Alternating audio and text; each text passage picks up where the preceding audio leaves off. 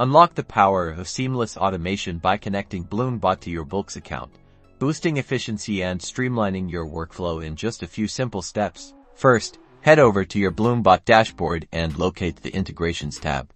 This is your gateway to connecting with a variety of platforms, including Bullx.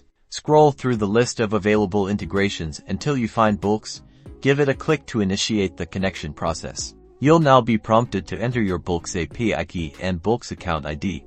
You can find these credentials within your Bullx account settings, usually under API or integrations. Navigate to your Bullx account and find the API key and account ID. It's usually found within the settings, labeled something like API keys or developer settings. Make sure you copy them correctly. Once you've copied those details, paste them into the corresponding fields in Bullx, then click on the Connect button. And that's it. You should now see a confirmation message indicating that your Bullx is successfully connected to Bullx. Start automating and watch your productivity soar.